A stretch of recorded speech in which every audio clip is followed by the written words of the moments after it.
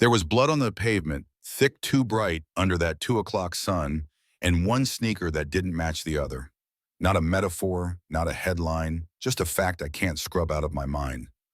My son Noah, 15 honors classes, asthma inhaler always in the front pocket of his hoodie, face down behind Ridgeview High, while two officers argued with their own breathing. One of them had a baton in his hand and a story already loading on his tongue. People will tell you a moment like that sounds like sirens. It didn't. It sounded like teenagers holding their breath, like camera phones shaking in sweaty palms, like somebody whispering he wasn't resisting because if you say it out loud, maybe it makes it true. Don't move, the tall one barked. Brent Kincaid, I learned later, while Noah tried to collect his books, just math and a dog-eared paperback about black inventors. He reached the baton cracked, and that's when the world narrowed to a point. The shorter cop, Leo Pruitt, stepped back pale like the sun had turned on him personally. No one checked for a pulse. Nobody said we're sorry. I didn't hear about the blood. I heard a hospital. St. Bernardine's, Lakeview Heights. Head trauma, the nurse said, voice careful the way doctors talk when they don't want to say the worst thing first. I drove by muscle memory, ran 2 red lights, parallel parked, like I'd trained my whole life to shave seconds off grief. When I saw Noah gauze and tubes and one eye swollen shut, I told him I was there, which was true, and that he could rest, which was a lie I needed him to believe. Then I stepped into the hallway and saw a uniform perched by his door, white mid-30s, trying to be invisible. Were you one of them, I asked? She flinched, shook her head. I didn't press. I walked into a bathroom, locked the stall, threw up, rinsed my mouth, and when I could stand, I opened the little encrypted folder on my phone I promised I'd never touch again. Back before school pickup lines and reminding Noah to charge his Chromebook, I used to work for the State Inspector General's Special Investigations Unit, corruption cases, evidence that liked to disappear. I wrote back doors because bad systems always do. They count on you getting tired. That night, I stopped being tired. I texted Marcus Bell, the one reporter in this town who never learned how to quit. Who's bleeding, he wrote. Noah, I sent back. He didn't ask for permission. He asked for timestamps. Body cam 309 to 321. The alley behind the gym officers Kincaid and Pruitt.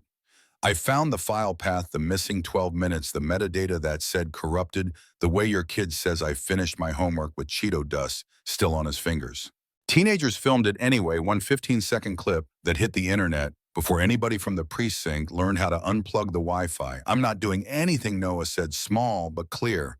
And then the baton landed and the screaming started, and somewhere behind the camera, a girl sobbed, like she'd witnessed a car wreck. I called Dana Whitaker, the Attorney General, someone I hadn't spoken to in years, and swore I never would again. When she picked up, neither of us said hello. Send me what you have, she said. I did. And Ava, she added that old prosecutor calm slipping into her voice. Stay where people can see you, I told her I would. I didn't. Here's the thing about a story that's been rehearsed. Once you hear the script, you can't unhear it. I went south side, east side, church steps, beauty salons, asked mothers with tired eyes about the nights nobody wrote down. It was always the same. He twitched, she mouthed off, minimal force. Applied language, smooth as marble where the bones were broken. Back at my kitchen table, coffee cold hands shaking in that useless way, I pulled down internal records the department swears don't exist. Red stamps flagged under review. Public log empty. Kids under 16. Injuries documented at intake. Complaints unfounded.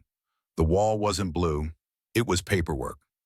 Mr. Bennett, Noah's history teacher, gave me a flash drive from a camera he'd mounted after a string of break-ins, not pointed at the classroom at the alley. Grainy slanted, but there it was, my boy backpack, sliding hands up 2 shadows, swallowing him whole the exact minute the corrupted body cam went dark. I sent it to Marcus. We leak, he asked. We press charges, I said, then we leak. That's when the smear hit morning talk shows, concerned ex-officers who used to call me for help, now calling me biased funds I never touched, suddenly attached to my name like gum on a shoe. Mother or manipulator, the TV chyron said. Cute, I watched it from a plastic chair outside Noah's ICU, while a vending machine hummed like it knew me. A nurse with the name tag, Tanya Ruiz, tugged at her sleeve, vice darting. I saw the intake, she whispered. It said baton trauma. When the official file posted, that line was gone. replaced with possible seizure.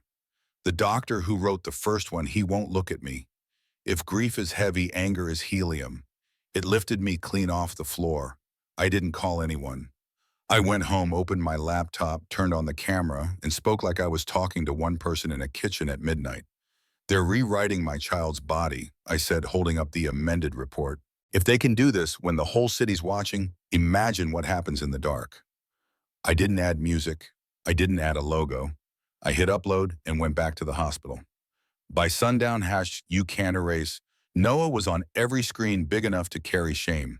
By midnight, Dana stood behind microphones and said the words that make mayors sweat. Effective immediately, we are seizing records from the 9th District. Any deletion is obstruction. The police chief called it political. Folks in Lakeview Heights called their cousins. Now every story needs a turn, and ours came from a place I didn't expect. A text at 2:07 a.m. No name, just, I was there. We were told to say Twitch. Meet me at the old library stairwell. I told myself it was a trap. Then I went anyway. He was young eyes dulled from telling himself lies he didn't believe. Evan Pike, he said, showing a badge like a dirty secret. Off the books, they call it conditioning. Lieutenant Harrigan's word. Don't write it, say it. Fear over fact. The court believes paragraphs, not 5 seconds of video. I handed him a number to the AG's whistleblower line. You can keep hiding, I said, or you can be useful. He tucked the paper into his sock.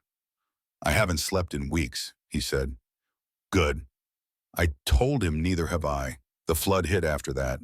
Another officer, Darren Wyatt, walked into a public hearing in a white shirt and a haunted face and said, it wasn't rogue, it was doctrine. Dana played an audio clip recovered off a personal phone, a locker room speech with Lieutenant Cole Harrigan's voice bouncing off aluminum. Better they fear us than question us. The room didn't gasp so much as exhale, like finally someone had turned the lights on, and what you suspected was exactly what was living under the sink. Inside the hospital, time moved like old honey. Noah's monitors beeped like a metronome trying to keep me sane. Tanya slipped me a look when the attending walked by. His fingers twitched when you talked, she said. I pressed my forehead to his hand, whispered about his busted trumpet, the way he dunked on his little cousins, how he owed me 3 loads of laundry, then felt it unmistakable, his fingers closing around mine, slow but stubborn. You don't get to leave, I told him. Not like this, not on their version. Newsrooms love a pivot. Teen wakes. But for me, the pivot was when they booked Harrigan evidence-tampering civil rights violations, and the chief resigned behind a podium that looked too big for his apology.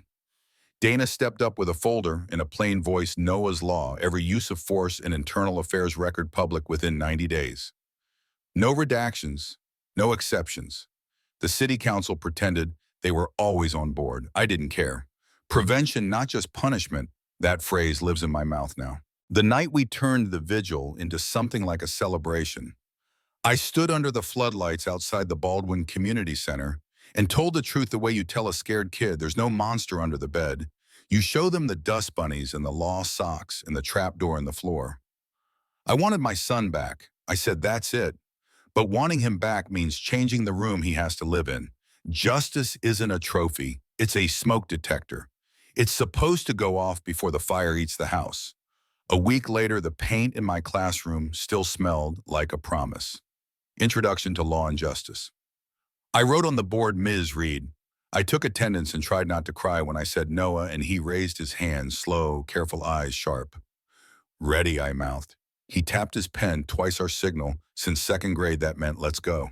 And as for the men who thought a narrative beats a fact, Kincaid and Pruitt, they're learning the difference in a courtroom that doesn't take phone calls from the locker room.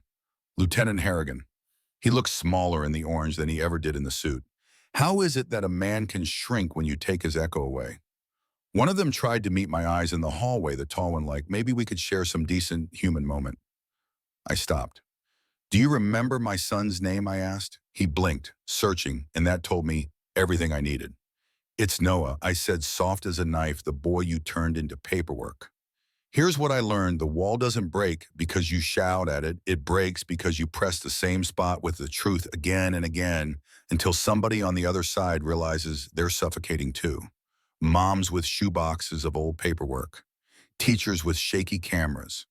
nurses with sticky notes, officers who finally say their own names without swallowing glass, reporters who live on black coffee and bad checks, an attorney general who remembers why she ran.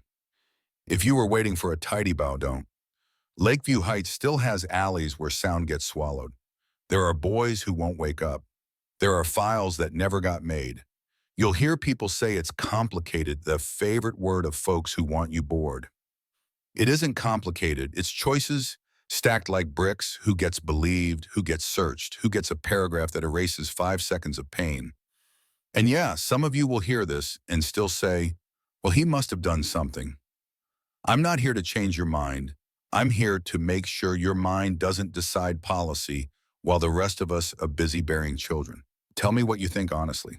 Is fear a policy where you live, or is respect something we practice? Have you seen a story get rewritten in real time on the street at your job in a hospital chart? And if you did you speak up or swallow it? Drop your city in the comments. Drop your truth. Push back on me if you need to. If you want punishment, say punishment. If you want prevention, write Noah's Law so loud the folks in charge can hear you fumbling your keys at the door. And if you've carried a story like this alone, set it down. We'll carry it with you.